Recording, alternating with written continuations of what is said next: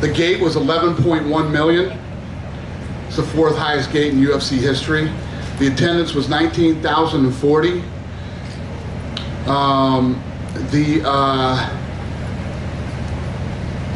The bonuses went to Dober, Diego, Kelleher, Olenek, and McGregor. I gave out 5 tonight. I'm feeling very generous tonight.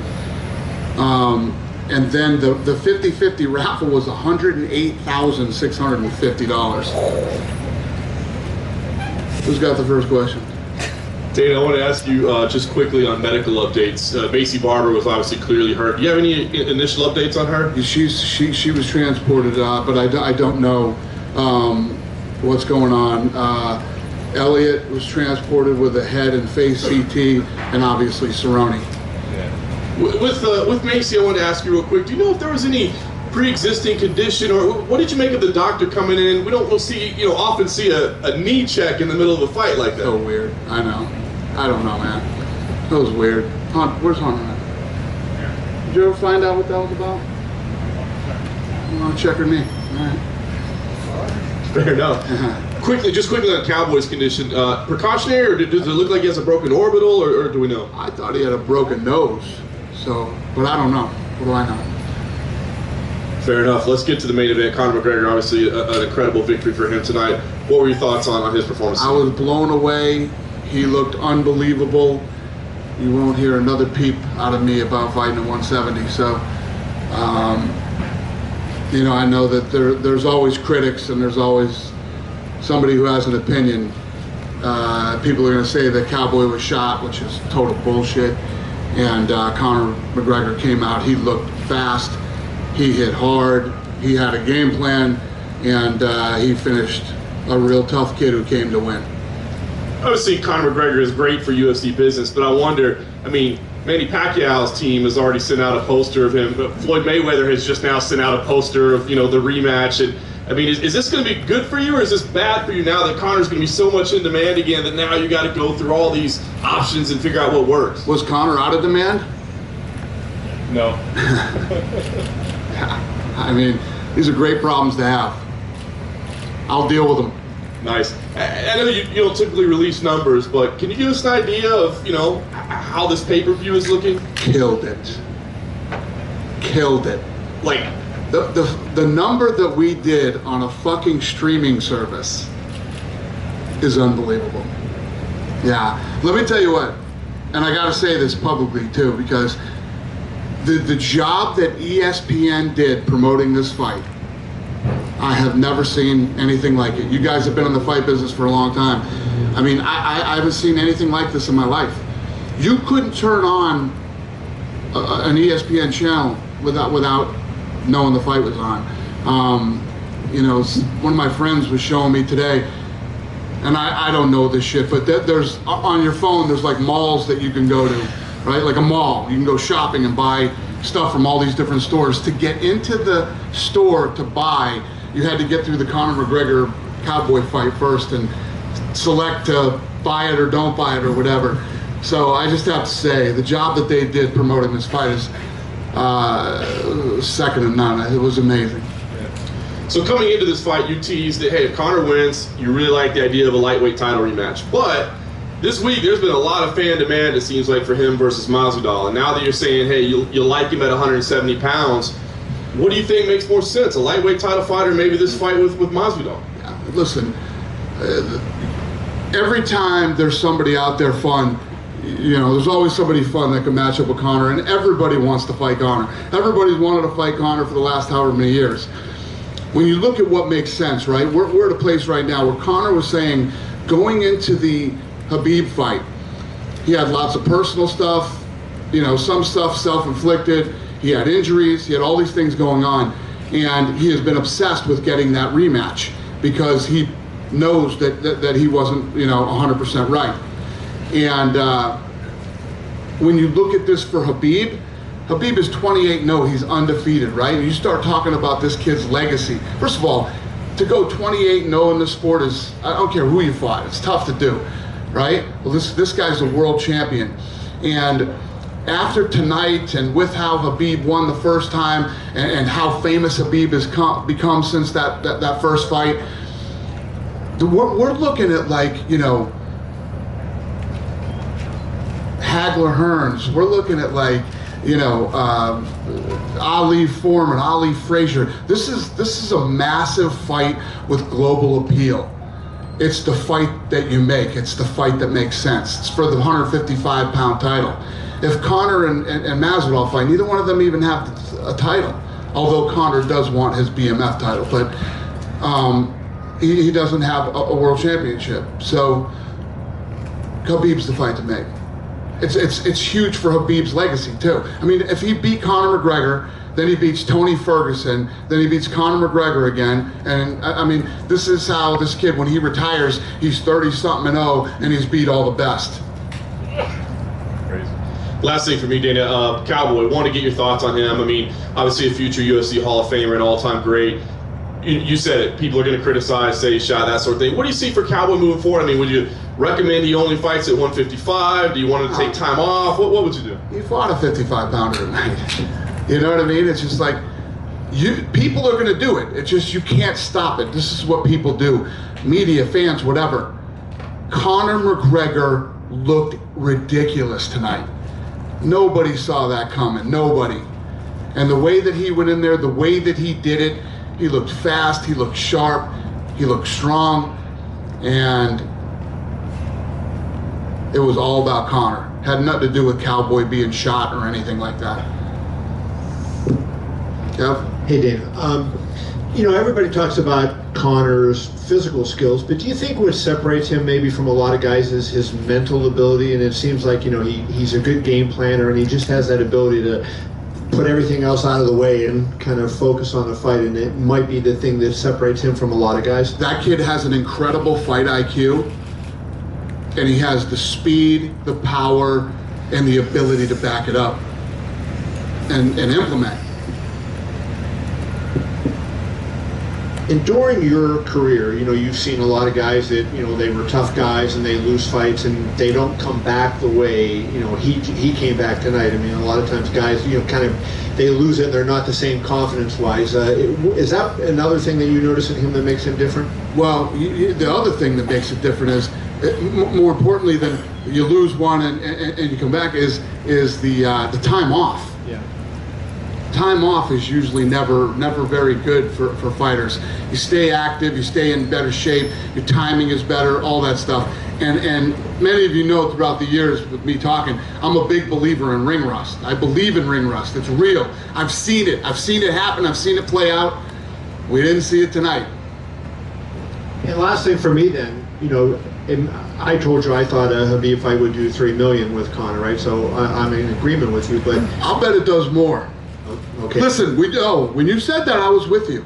I'm telling you right now, Khabib versus Conor is the biggest fight in the company's and the sports history, but I think it might rival Conor and Floyd.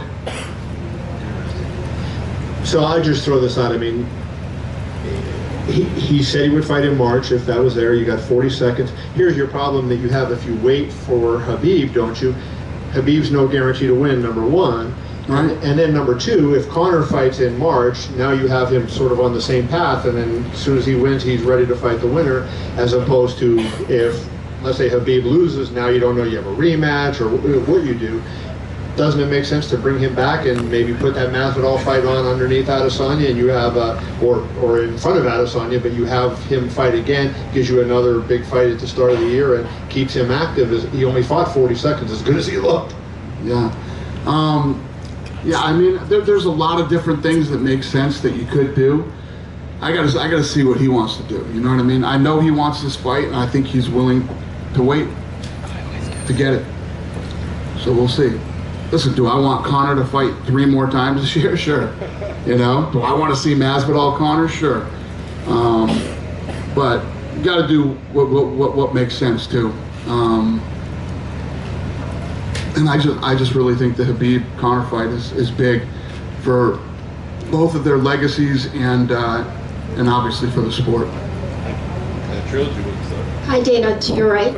Hi. Hi. Hey there. So Mark Davis, the owner of the Raiders, was here tonight. How interested would you be to put that Khabib and Conor fight in Raiders Stadium?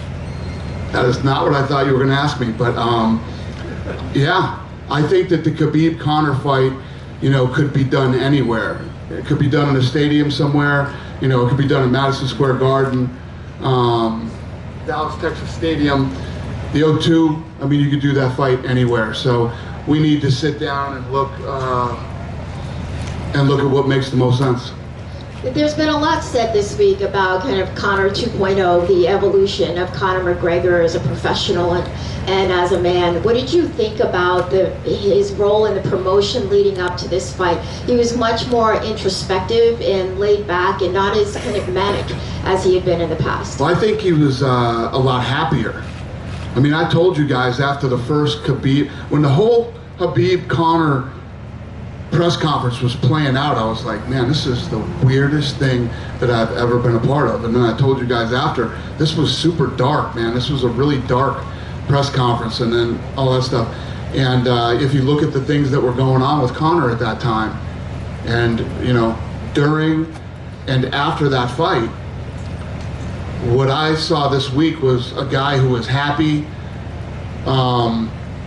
re-energized, and happy to be here and happy to be back in the octagon.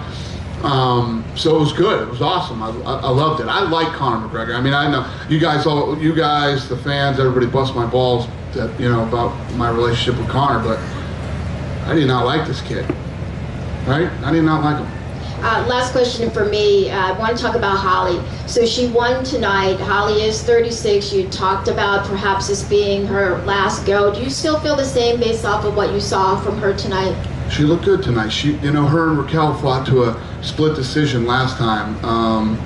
And Raquel's tough. Raquel punches hard. I mean, look at the fight between her and Amanda Nunes. I mean, that was a war between two tough girls. The problem with Raquel, and I've said this to her a million times, she will not let her hands go. She's got hands. She doesn't let them go.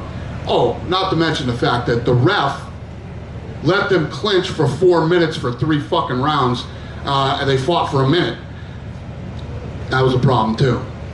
Driving me crazy, man. If you are not doing damage or advancing your position, you split the fighters up and make them actually fight. And I like this guy. I don't want to, bum this guy out and whatever. But he's running around the octagon, I'm like, what fucking fight is he watching? He's moving around like he's trying to stay out of the way, like there's a fucking war going on or something. And these guys are leaning up against the fence for 4 minutes. Are you shitting me right now? I literally almost got up and walked out of that fight. I was so frustrated. But anyway. I've shit on enough referees in my day. I don't want to. That guy seems like a nice guy. I'm too old to be fucking doing this shit anymore, tearing these guys apart. He's a nice guy, and I don't mean to whatever, but you saw the fight. You know what I'm talking about. Dana, there were a lot of great performances tonight. Right over here to your left. Yeah. Hey, buddy. Yeah. Thanks. So a lot of great performances tonight. Who impressed you the most?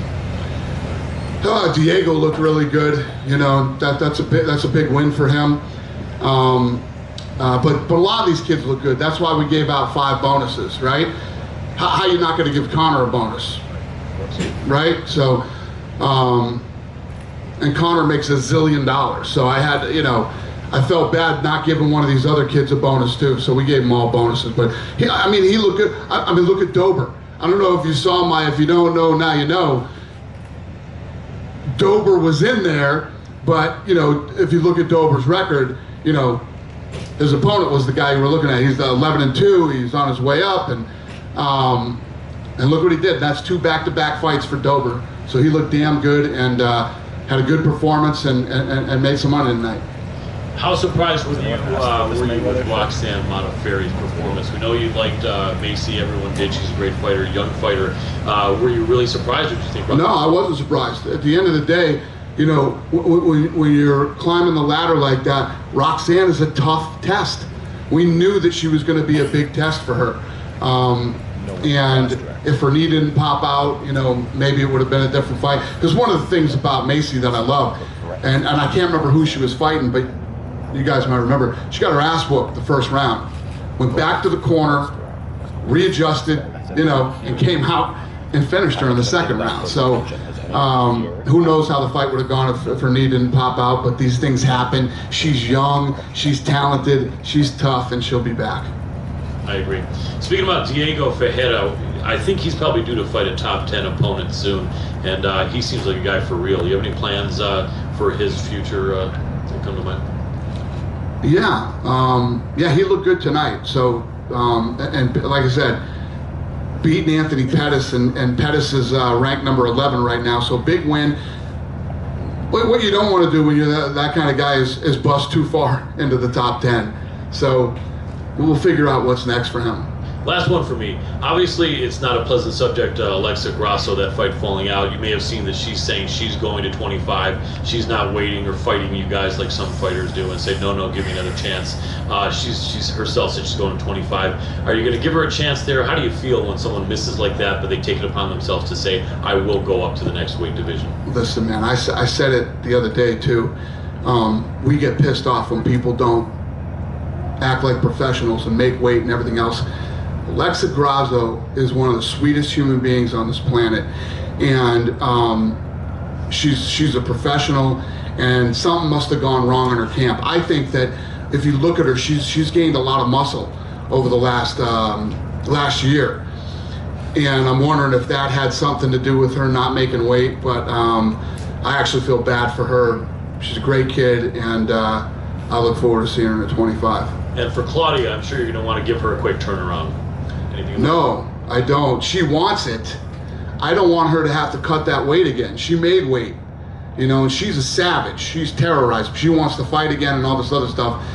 I'm going to talk to some people and see how long we should wait for her to be able to cut weight again. There's no hurry. There's no hurry.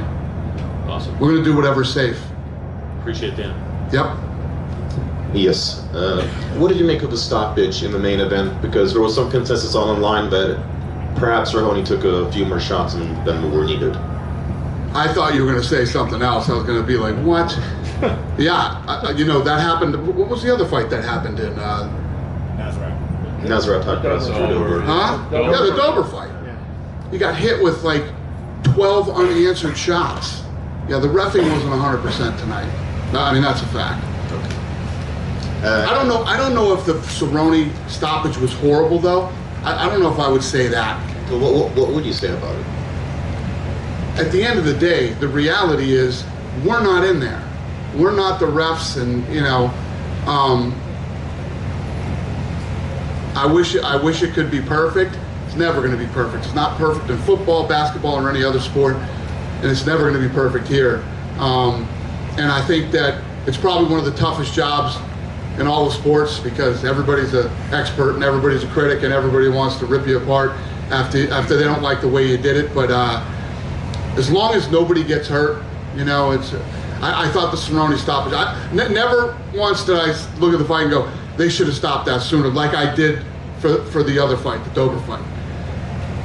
And then, so you're saying that the Khabib-Conor fight, should be next, but that seems to be completely based on the fact that Khabib wins the fight with Tony.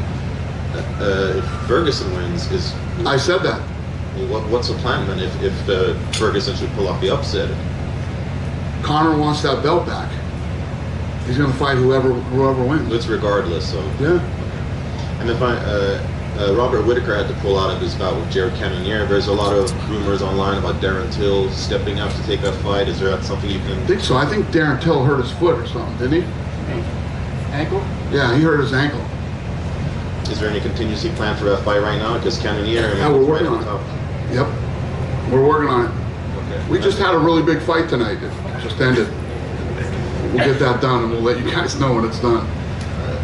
The final one for me. In New York, I asked you about Alexander Gustafsson. You said that you've been in talks, that he is coming back. When we've talked to him, it's kind of like he doesn't want to say too much. So can you give us an update? He doesn't want to say too much? Yeah, he's kind of like, I don't know, we'll see what happens. But yeah, that sounds like Gustafsson. But can you But- give us an update? I mean, have you spoken to him about a potential timeline for a comeback? No, but he wants to come back. Okay, thank you. Yep. Dana, down here. A minute ago, you were talking about some of the cities that a potential rematch between Conor and Khabib could happen in, right? Conor wants it to happen in Moscow. Is that even possible? Nope. It ain't happening in Moscow. Why not? Why? Yeah. Why do you think it's not going to happen in Moscow? Pay-per-view, maybe? But I don't There's know. many, many reasons why it wouldn't happen in Moscow. You know, when I just rattled off the places we could do it, I mean, those are the places that make sense. You're either going to do it in the UK, New York City, Dallas, Texas Stadium, the stadium here, T-Mobile. Those are all the places that make sense. Realistically, Vegas is always the place that makes the most sense when you have a massive fight. Unfortunately, Khabib is not a big Vegas fan after what happened to him last time. So, I don't know. I think we've seen a very different side to Conor this week. Have you seen that, I guess, before in the lead up to this fight? Because we haven't really seen him for 15 months and he's come back a very different person. But did you see that before he came back this week? Yeah, I mean, Conor and I have had a lot of good conversations, and you know, but you never know what's going to happen when Conor shows up and is getting ready for a fight. But he always had told me that he respected Cowboy. He likes Cowboy. Thinks Cowboy's a family man and a good guy, and has always fought all the best in the world, you know, and things like that. So I knew he liked Cowboy and respected him. Obviously, in the run-up to the last Khabib Conor fight, things got pretty dark, and as well as after the fight. Would you want the tone? I guess to tone it down a little bit in the build-up. I would really like that. Yeah. How do you do that? I have no idea. I think that the hard part is when you have two guys who truly hate each other, and these guys hate each other. You're always going to have some emotions, especially the week of. They're both cutting weight. It goes deeper than that too. The camps hate each other. All the camps hate each other. There's a lot of bad blood there. So, as an organization, we have to do our job to make sure that none of that stuff happens, man. You know? And then obviously, I know you've seen Floyd's Instagram post about doing Mayweather McGregor too. Yeah. Brett, Floyd and I have been talking tonight too. what have you guys been talking about? What do you think we've been talking about? Listen, we're doing something with Floyd. We're doing something with Floyd, and you know, I don't know. It's like you know, tonight's the night of the fight. You got the Khabib fight coming. It's just there's so much going on. But Floyd is in our plans, and we are in Floyd's plans this year, and we'll end up doing something.